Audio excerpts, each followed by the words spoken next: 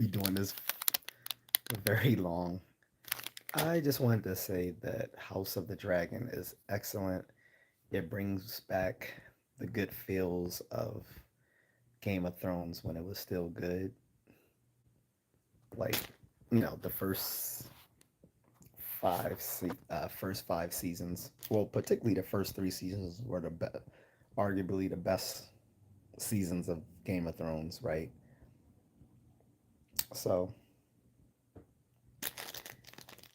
we, you know, I've read the first 5 books, and I read one of the prequel books. I still haven't read the prequel for House of the Dragon, but I need to actually check the public library because I had ordered it, so I need to see if it ever came.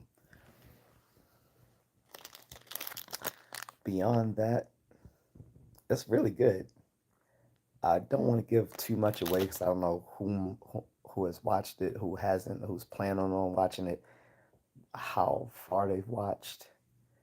But we're at the season finale for the second season. So if you haven't caught it, you need to catch up with the first season so you can get into the second season. The second season is short; it's only 8 episodes, so we've only had 7 so far, and Sunday will be the 8th. It's really good. It's not going to run out of content unlike the first Game of Thrones series because it's all based on one book. So when that book is done, the series is done, which is kind of how they should have did Game of Thrones, right? Go figure. And they got greedy. But there you go. And as you can tell, I'm in a different place today. I'm in my bedroom instead of in the in the family den. Because, like I said, I don't plan on staying up too late. It's already late. Have to be up very early to run some errands before work and maybe catch a matinee during my break. Hi, Emily. How are you? So, yeah, guys. Just want to know if anyone else is watching House of the Dragon, what they think about it. I would caution people though who are watching it, don't get too caught up in Rhaenyra. I know she's given the vibes of Daenerys from the original Game of Thrones, but first of all, we saw how Daenerys ended up in the original Game of Thrones. Also, in the third season of Game of Thrones, Joffrey, King Joffrey, the little lunatic, he actually told us what happens to Rhaenyra. So it's not great. So,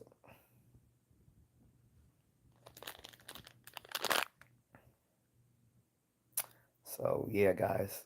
Um, oh, and my proviso, as always, is if you're gonna ask me questions that have nothing to do with the subject that I'm talking about, then leave it in the super chat. Otherwise, it's probably not going to get answered. If you leave it in the super chat, I'll be more than happy to answer it. Or you can throw me a super thanks,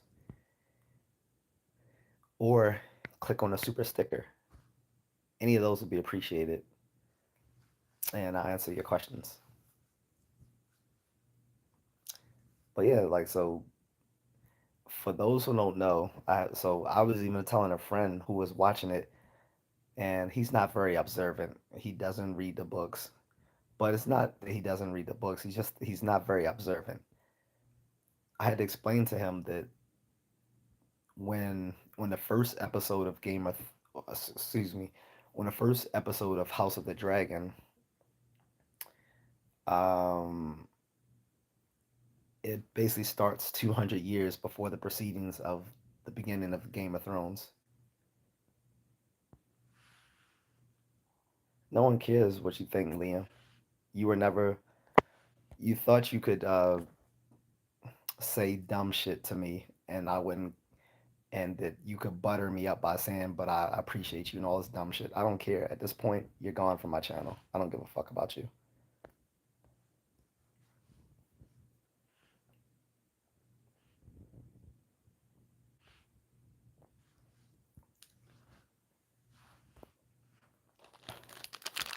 Timed him out and hit him because he was a schmuck. So, in any case, fruit snacks. I have to make sure I floss after I eat these. But yeah, so the beginning, another confusing thing about House of the Dragon is there's like several time jumps in the first season. There's like what time jumps in the first season, and like I said, the first episode starts like about 200 years before the proceedings of Game of Thrones, and Rhaenyra, one of the main characters, is Daenerys Targaryen from the original show. She's like her great great great great grandmother. Hi, Olivia. So they call it House of the Dragon because in this era, the Targaryens ruled Westeros, and that's the thing. The dragons. The whole thing about the show is how it turns into a civil war amongst the Targaryen family over the throne for the Seven Kingdoms. So it's very good. And it was something that was talked about in the Game of Thrones series, as well as in the books A Song of Ice and Fire, which is what Game of Thrones is based on. And then, like I said, it's a prequel. There's another prequel that hopefully they'll do a show about as well. We'll see.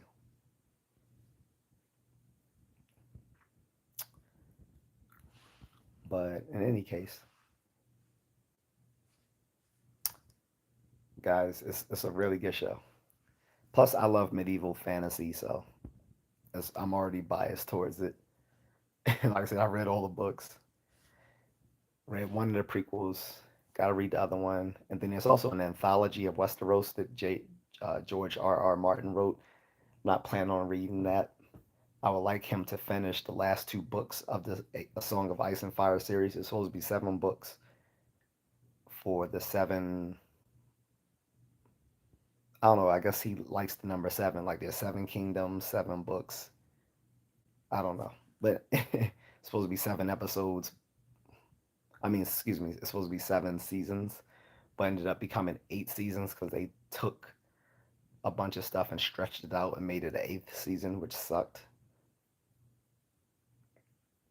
And the problem was the last book he wrote from the Song of Ice and Fire, of the five of the seven books, the last one he wrote was in 2011, which was when the series started.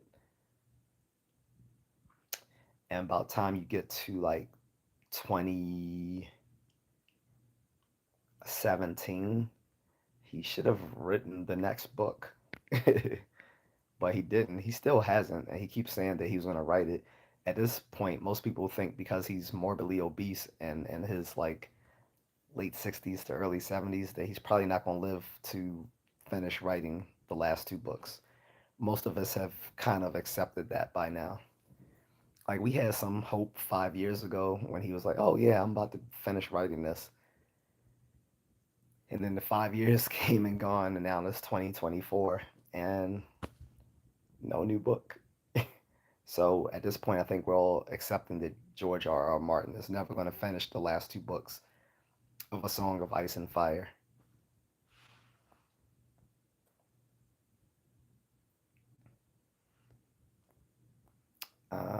But yeah, so again, the show, like I said, I don't want to give too much away, so I'm just going to talk about the first season. I'm not going to give anything away from the second season. So in the first season, it starts with King, uh, this, I'm gonna forget a lot of these names. I think it was Viserys. He was seen as the unworthy king because apparently the throne knows whether you're worthy of sitting on it or not, and he wasn't. So it kept pricking him every time he sat on the throne. It cut him, and I'm like, well, if that's the case, how come it didn't do that to people like Joffrey? But whatever. So it cuts him every time he sits on the throne. But his kingdom was known to be that one of peace. However, he never wanted. I think he was seen as unworthy to the throne because he never wanted it. His younger brother, however, did want it and coveted the throne, so he was always rebellious. And it goes into that where his the king's wife dies, his son dies in labor with his wife. Well, no, no, no. I think the son dies after like a day or two of after being born, and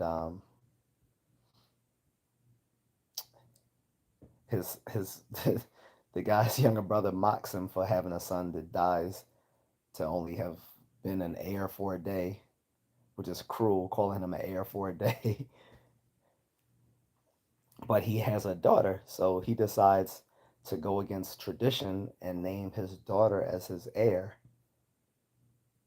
However, he has a scheming hand. The hand of the king is sort of like the prime minister or whatever in this world. So the hand of the king decides that his daughter should get cozy with the king and you know do adult things with him to convince him to marry her, which he does and has kids by her. And in doing so, they the hand believes that his grandchildren through his daughter and the king should actually become one of them should become the heir to the kingdom, not his daughter who he named as heir because the kingdom deserves a male heir, to which he gave him a son.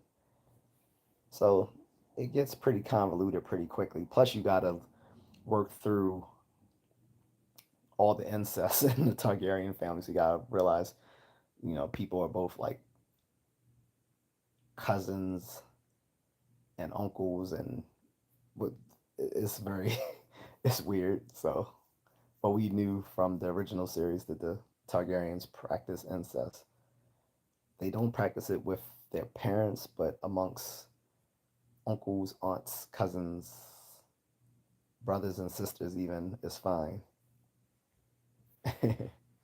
Yeah, I know, Josh. It's also a metaphor, but literally, it would cut him when he sat on the throne. Like literally, the king, like literally every time the king sat on the throne, it cut him, except for once.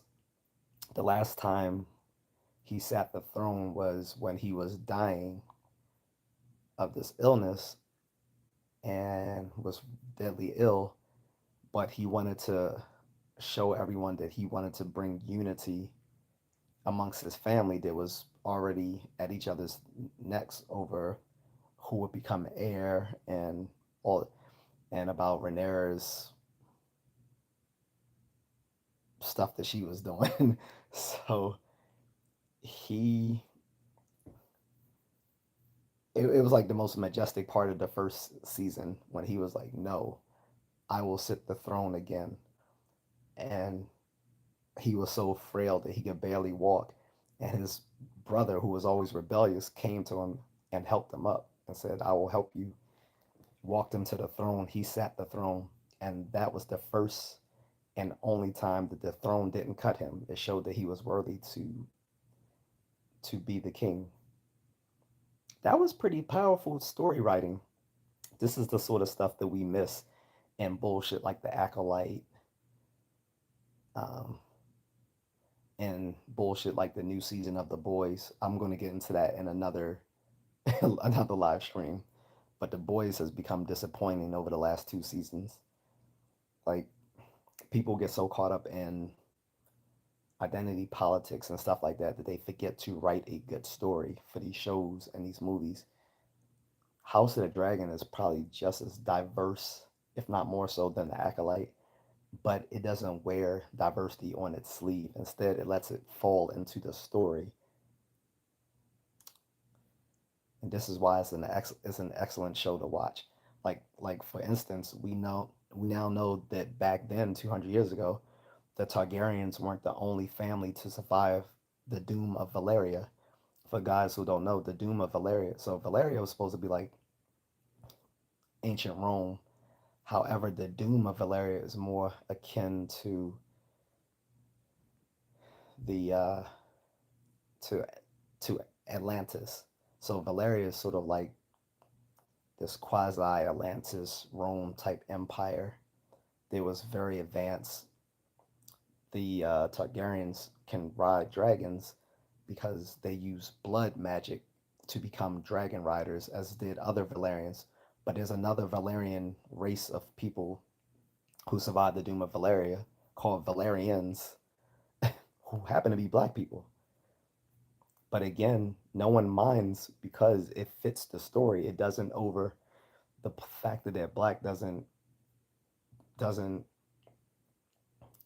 overwrite the story. And it was something that G.R.R. Martin himself had hinted at in the book himself, that he hinted that the Valerian civilization was wide spanning and included many different races of people. So it makes sense that one of the other people who survived the fall of Valeria, the doom of Valeria, were these people called the Valerians, who just happened to be black, but they also had silver hair, just like the Targaryens. Apparently, all Valerians are silver haired, but as they're not dragon riders, they're known for being uh, maritime people, great sailors and navigators.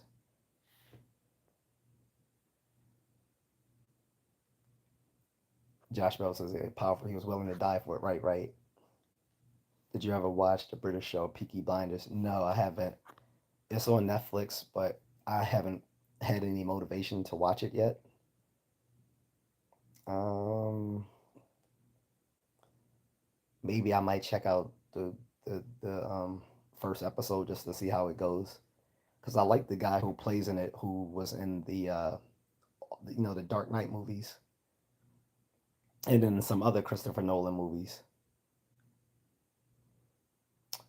But yeah, so like I said, towards the end of the first season of House of the Dragon, basically starts the rivalry between within the Targaryen family between the house between the the black the house um, Team Black and Team Green. The funny thing is they make it so in the show that Team Black is more on the side of the people who deserve to have the throne. But from what I hear about the actual book, and again, I'm going to read it soon, is that it wasn't so cut and dry in the book. Like, there wasn't a clear right and wrong in the book between Team Black and Team Green like there is on the show. So on the show, as the king is dying, he's mumbling about the prophecy of Aegon the Conqueror, the first Targaryen to come to Westeros and basically take and basically put together the seven kingdoms. And he had told his daughter when he named her heir that the real reason that the Targaryens are supposed to hold power is that there's a prophecy by Aegon the Conqueror. Because another thing the Targaryens can do, can see the some of them can see the future. Okay, so Aegon the Conqueror saw the future and knew that only with dragon fire would they be able to prevent a a catastrophe that's going to happen in sometime in the future, but they don't know when, which is what we see happen at the end of a song at the end of Game of Thrones, right? So Aegon the Conqueror saw this like 500 years ago before it ever happened. And so from that, like I said, the king was mumbling because he was suffering by this time with senility, and he he was saying there must be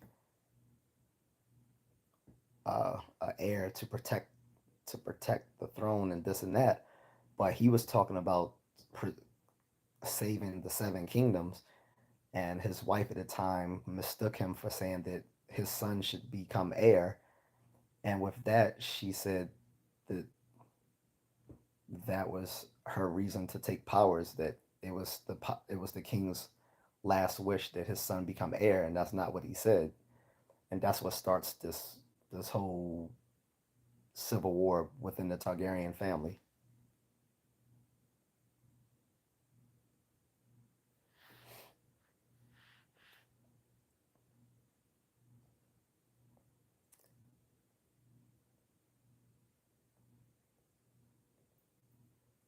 But so yeah, guys, like I said, I recommend the show highly, highly, highly, highly, highly.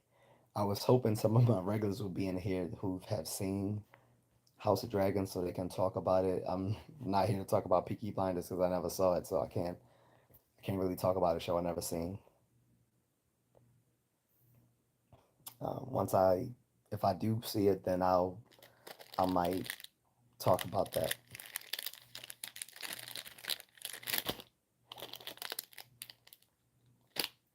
But yeah, I was very much into Game of Thrones back in the day. I even had like a keychain. I was looking for the swords when I went to like little conventions. Like I was telling people I was looking for the bastard sword, and the people selling these blades and swords were like, "Well, Jon Snow's sword isn't really a bastard sword." And I was like, "Actually, I was like, you guys are confusing what I'm saying." I said, "When I say bastard sword, I'm not talking about the Jon Snow sword. I'm talking about a bastard sword. There actually was a thing in medieval England called bastard swords. A bastard sword was longer than the English longsword, but shorter than the two-handed greatsword. Now, as far as the actual lengths of the longsword and two-handed greatswords, those could be sometimes a little subjective, but generally there was a thing called a bastard sword, which was a sort of a long sword, but a little bigger, so you could still operate it one-handed, but you could also wield it two-handed, like a two-handed greatsword, which is like what Ned Stark had, as opposed to his son. Well, his what he thought was his son Jon Snow, but was actually his. Well, he knew that that was actually his nephew, but he hid that secret from everyone.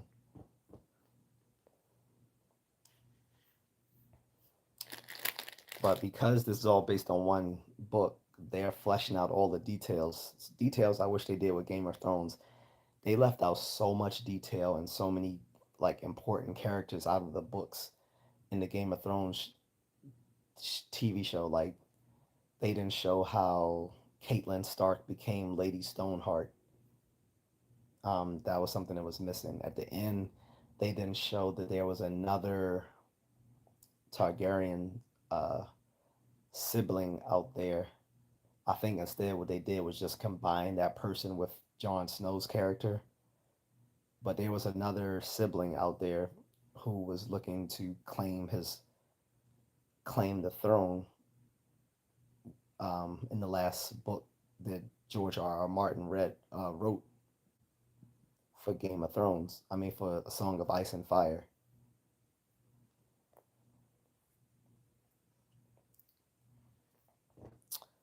But um, it And then George R. R. Martin actually based a lot of stuff loosely on actual like history, loosely though. Like the Game of Thrones is loosely based on the War of the Roses that happened in medieval England between within the house, the the royal house of Plantagenet. I think that's how you say it.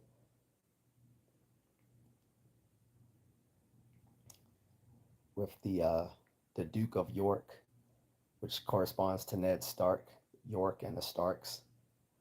So the Duke of York would have been roughly like Ned Stark, and the Lancaster family, which would have been roughly like the Lannisters, and of course King Henry would have responded to um, the king in the beginning of Game of Thrones. I forgot his name, but he looks just like him. He's a fat king, looks like the fat King Henry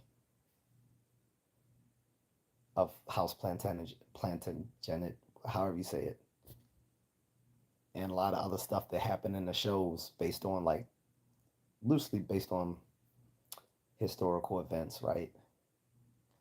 Like the Dothraki were the sort of like a sort of like the Mongols. Well, George R. R. Martin said they were sort of like a combination of the Mongols who swept through Central Asia, from East Asia through to Central Asia and even into Southern Europe,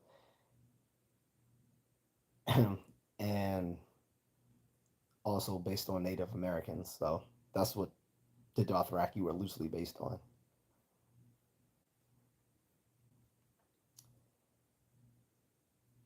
And the seven gods were loosely based on Catholicism, obviously.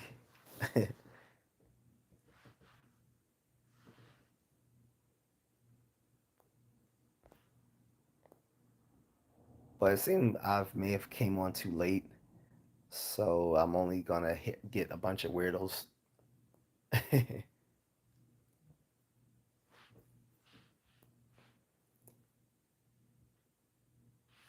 Hey, Football Global.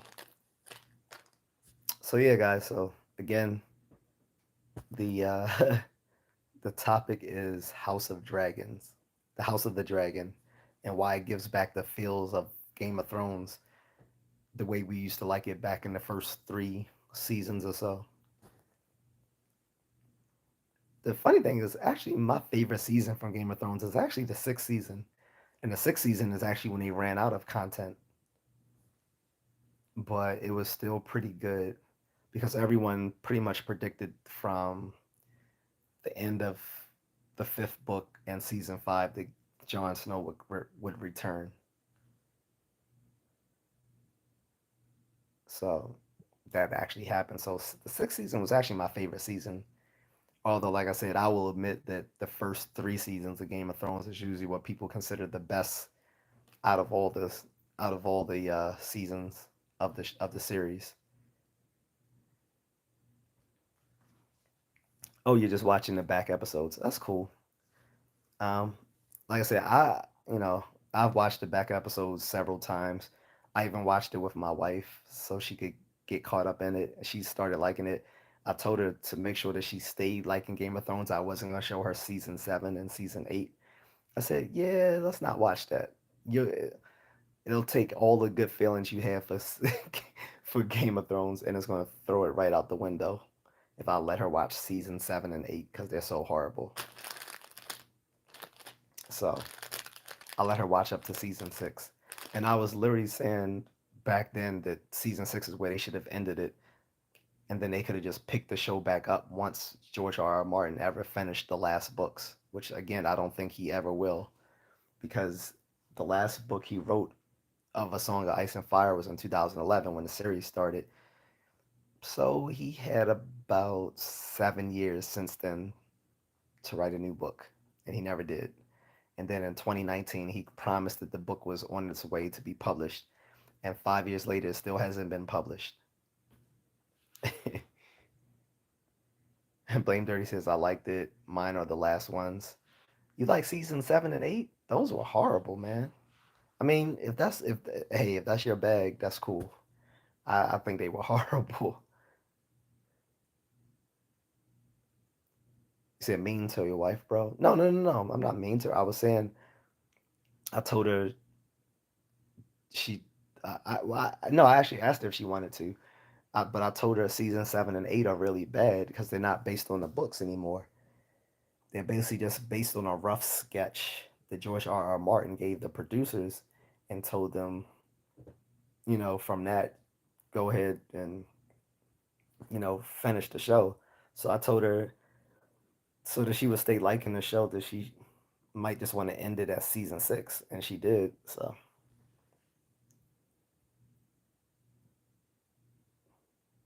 not being yeah, but not being mean to her. You just haven't watched the show that much. Pretty much, people said season 7 and season 8, Walking Dead at that show. So Walking Dead killed off the its own show as well, doing dumb stuff. And so now, when we refer to like a show that just killed, like just goes beyond its natural ending and just starts being bad, we just say it's Walking the walk. They turned it into a Walking Dead because the Walking Dead literally did that to its own show. So that's the reference point.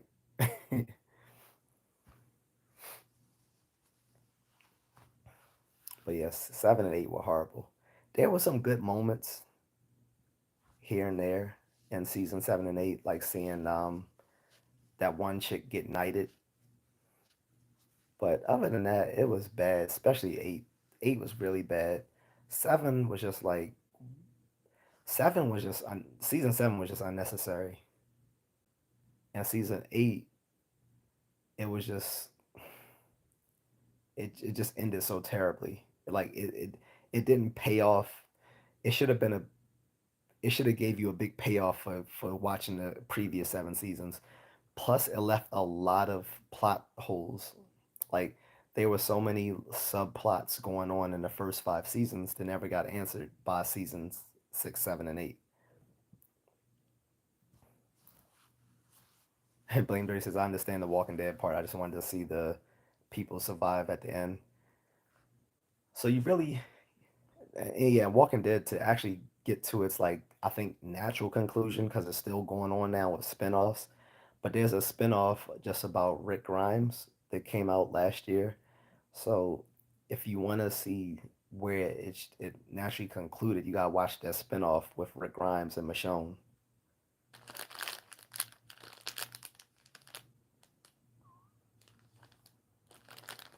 And even still, it was okay, but um, the one thing I do like about how they ended the Walking Dead in a spinoff with Rick and Michonne was the the showrunner, who was also one of the co-creators of the comic book, had promised his fans that he would not do what the Game of Thrones did and let the show tell the ending of his story, because he said that would be disrespectful to all the people who've been reading the comic book since 2003. He said, I wouldn't do that to my fan base, unlike the Game of Thrones. He said to have people read those 5 books and never get to an ending in the books and see the show like the show tell the ending of the books. Excuse me. So he did that because the books ended completely differently from the show. In the books, um, in the books, in the second to the last book, Rick Grimes is randomly killed, but this is after they've achieved safety, ended all the wars, and it just happened to be that some of the people in their town, like these 2 guys, just decided to kill Rick Grimes. So it ends up being that the rest of the story is told through his son, Carl. And the last book goes on to show that Carl is now the leader, and that they have erected the statue in honor of Rick Grimes. So that's how it ends in the comic books. I don't like how they just randomly kill Rick, but they at least he made it through the entire all the struggles before he dies. And the so in the spinoff Rick and Michonne spinoff, they actually have his hand cut off to match him in the comic books, which I thought was completely unnecessary because if he made it that far without getting his hand cut off, there was no need to cut his hand off just to match the show. I mean, to match the comic books. Especially because when he got his hand cut off in the comic books, it was early on during the books because he got his hand cut off by the governor in the books. So if his hand wasn't cut off by the governor in the show, they should have just never did it.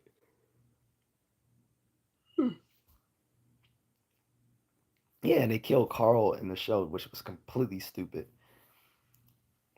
So in the like I said in the spinoff, now he has children by Michonne.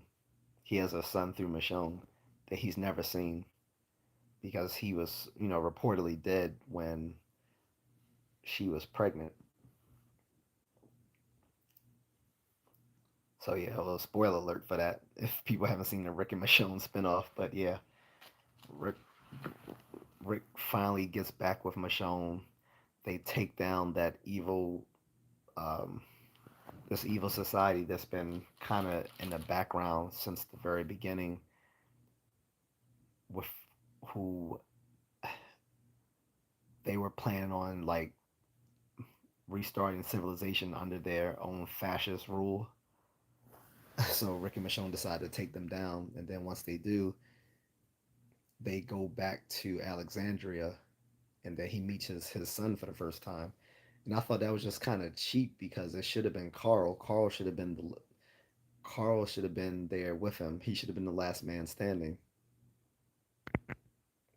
So yeah, I think that was kind of messed up. But back to House of the Dragon. So we've never seen this many dragons, and this is in the era where the dragons weren't still a myth. I mean, by the time you get to the Game of Thrones era, there has never been seen a live dragon until Daenerys brings her dragon eggs to life through fire. Um, but back then, this is like 200 years before Game of Thrones. The dragons were still a very real threat in the Seven Kingdoms. So it's kind of cool seeing that. And the civil war amongst the Targaryens is called the Dance of the Dragons because they're literally fighting their dragons against each other. And again, that's to say that doesn't give any potentials. That doesn't really give any spoilers away for the second season. But like, guys, I just want to know what you guys think about it. If not, if no one had to say anything about House of the Dragon, I'm gonna go pretty soon so I can eat these fruit snacks and go to bed. And I got floss these fruit snacks. But yeah, I just wanted to say that I really like that show. That's all this stream was about, was just saying I like the show. And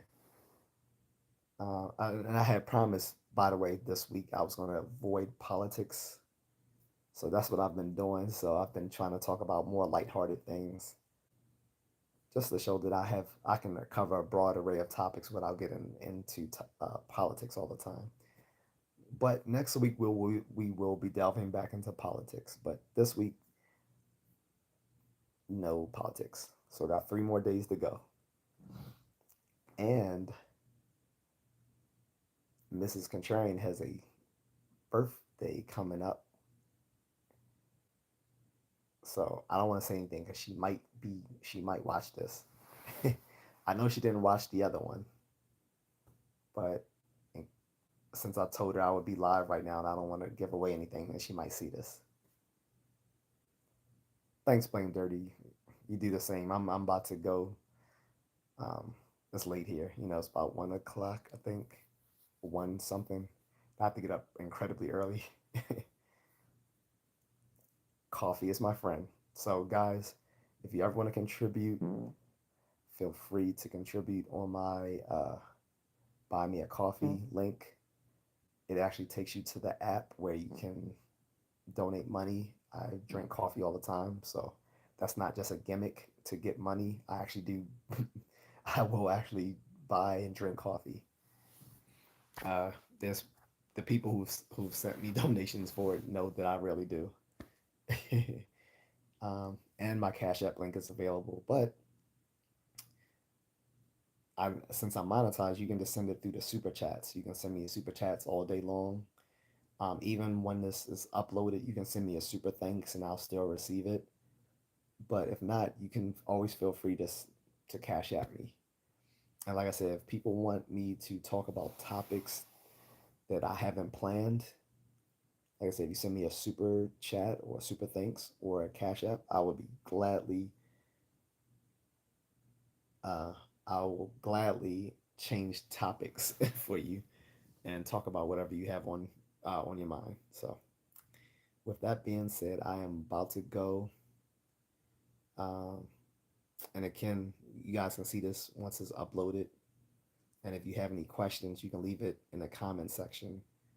I always check the comments, so go ahead and don't don't be bashful. Go ahead and leave a comment, whether you agree, disagree, got a question, thought, concern, query, whatever. It's all good.